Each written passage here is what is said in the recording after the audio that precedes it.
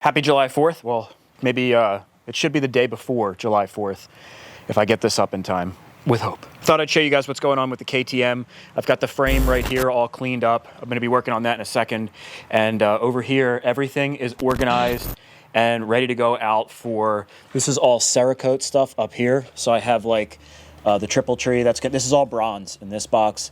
I've got the rear linkage, the cylinder head cover, water pump cover, the rear brakes, stuff like that. In here is it's going to be that I've got blue Cera on there, so it's for blue Cerakote. That's kind of like that the same thing that was on the top of the Z400. I'm actually really excited to see that. Forks are right here. I've decided I am going to send them to Rocket Ron. He's going to send the fork tubes back to me, and then I'll get them coated. Sorry if you guys can't really see this. With the garage doors open, the lighting's kind of weird. All this stuff is for vapor blasting. So I've got my engine covers and stuff here.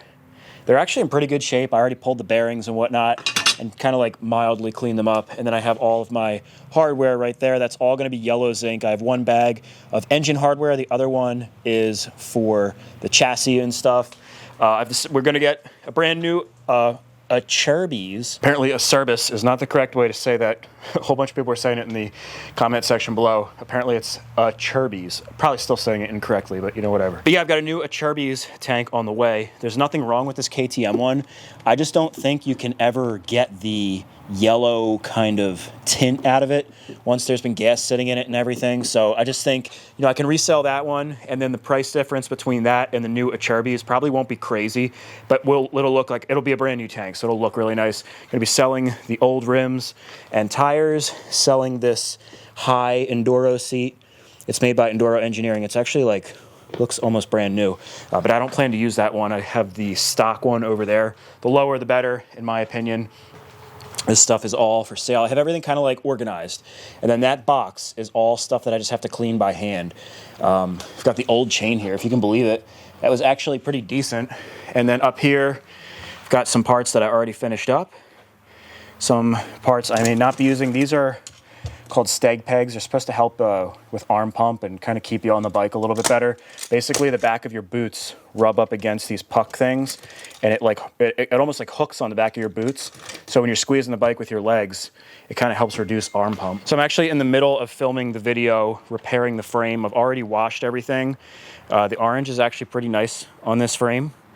It's a little dirty because I was just grinding on it, so there's all kinds of metal shavings and stuff, but it actually cleaned up pretty good. This is the little piece that we have to fix. You can see this is what it's supposed to look like, and I just made this on the lathe. This is going to go right here. I'm going to throw a weld in that groove and then clean it up, and I'll just tap that, and it'll be like brand new, man. Once it's powder coated, nobody will ever know. That is going to be in the next KTM video. That probably won't be until like Monday or something, because I have to take the stuff over to Bonehead Performance, that's my powder coater, and to James at Moto Blast for the zinc coating and vapor blasting. Tomorrow's the July 4th, so I don't think I would have time to get it done and get it over to those guys today.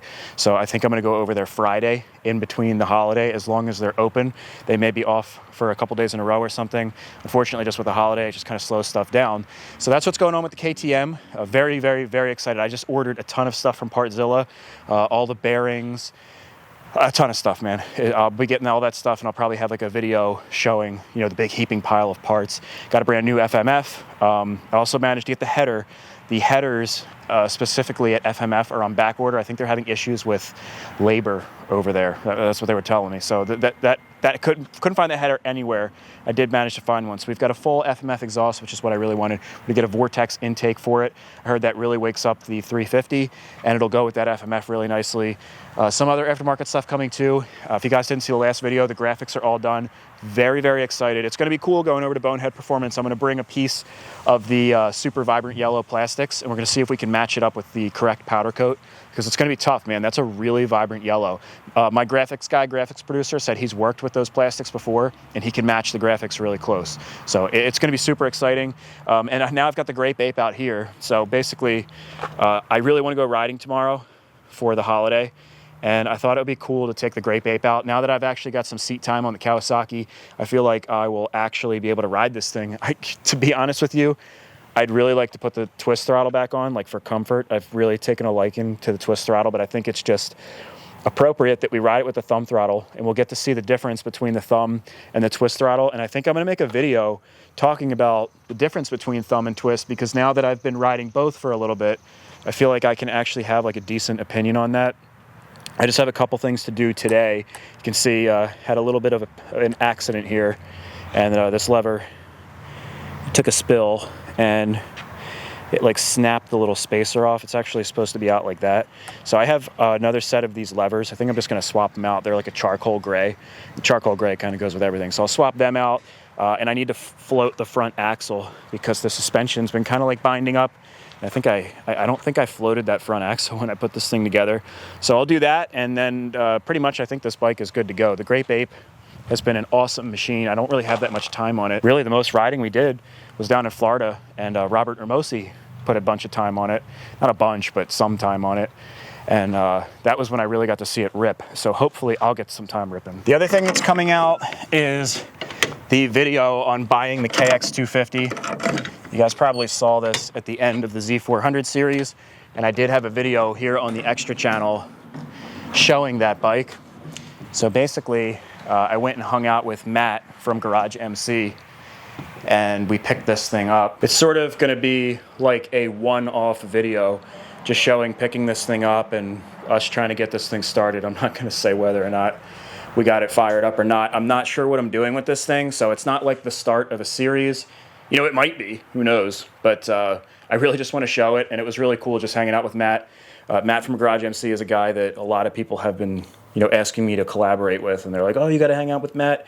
You guys kind of do the same thing. So my plan is to have that video up for July 4th, but today's July 3rd, and I've got a lot of stuff to do. I still have to finish up welding up that frame. That shouldn't take too long, and then getting the Grape Ape all ready to rock and roll, because I definitely want to go riding tomorrow. And then I also have to edit the Kawasaki video. I haven't even started that, so I think I'll be able to get it all done. If not, maybe this will be after July 4th when you guys see these videos. But yeah, so that's pretty much all that's going on. The other thing is I'm getting interested in e-bikes, man. Not e-bikes like my little tiny one over there. I'm talking like a Stark Varg, or Saran has a really cool one right now. It's called the Storm Bee. I went to a dealership and I got to ride one. I kind of just like ran over there and wanted to. It's been like a spur of the moment thing. I keep looking at these e-bike videos and I'm like, man, I'm gonna go look at one of these.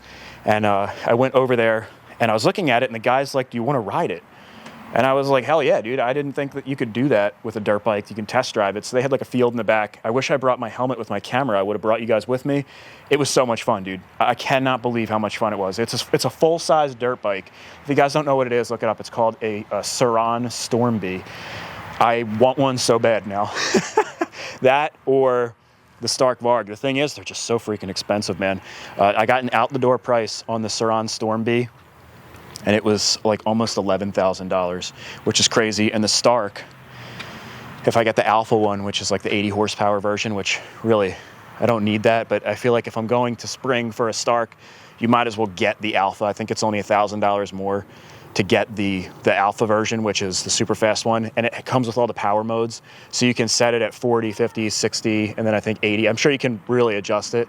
I feel like if you're gonna go for a Stark, you might as well get the Alpha one. But the whole reason I'm saying that is, out the door, the Stark is probably, I'm gonna guess, close to 16 grand. I think they're $14,000 is the MSRP.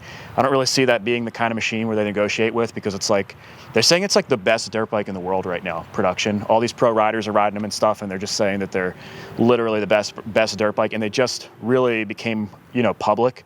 So I just don't think they're going to come down on the price, and after taxes and the destination fee and all that stuff, legitimately like over 15 grand we're talking. So really, really expensive. So definitely, I think probably after this video, the Grape Ape will be going up for sale, and that can help fund the Stark Varg. If I end up getting that, it might be the Saran. Not that that one's cheap either. And maybe sell some other stuff and kind of offset the cost of the Stark. I would just really like to get one of those. So let me know in the comment section below if you guys have one of those. Because if I get one of those, I feel like I'll be able to ride like right here behind the house and stuff. And that's the big draw with them. It feels just like a regular dirt bike, actually faster. if I'm being honest. Like the torque was insane, but they make it sounds like an RC car, and that's the big draw for me, man. If it's worth it for me to sell some stuff and pick up one of those if it means that I get to ride more frequently. I don't have to worry about the neighbors, you know, crying over it. Pretty awesome, pretty awesome. So, all right, guys, happy 4th of July, and hopefully I'll be seeing you tomorrow and picking up the Kawasaki video. Peace out.